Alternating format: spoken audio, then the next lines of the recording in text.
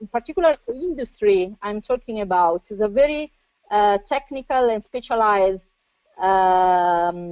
field of production. It means that you can hire younger people, but you need to train them. You need to dedicate a very good training program, in particular from the technical point of view. And if you consider that actually you are firing the elder people, the senior people with the most of the expertise and technical competence, it's very difficult that you are able to make the senior people to train the younger that actually are perceived as the one that should replace the ones who are fired. So this is actually the burning issues that was occurring in this company, and that's why the HR manager wanted to work on this issue.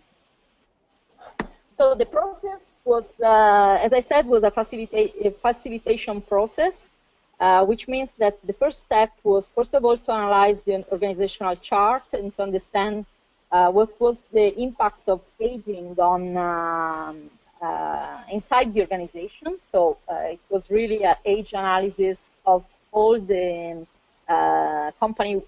Italian company workforce. Secondly, actually, I ran for them a work cafe workshop using some generation cards. I created these generation cards tools that are actually also sellable. Well, I can share with you this tool as well. And actually, here the purpose was, as I said, to create a very light atmosphere. The third step was the creation of a virtual blended environment. So because it's an automotive industry, one of the values is definitely innovation. So more you're able to bring innovation within the company, also through training, and more they are open and willing to implement something new that can be useful. The fourth step was the proper training session, or I call it follow-up, because actually it was the follow-up session after we met each other face-to-face during the workshop cafe.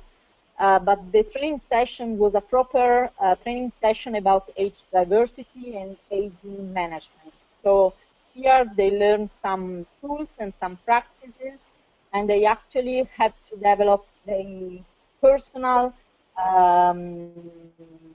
action planning in order to, in particular, the chief of production, they had to implement the age analysis to the team members and to use tools in order to better manage the team members. Then, of course, there was the time to develop the DPD or the DPA, so they have time to implement the development of personal action plans. And then we follow up all the process with team coaching sessions that were useful in order to monitor what has been done, but also in order to share practices and in order to share a sort of leadership styles among the chief of production.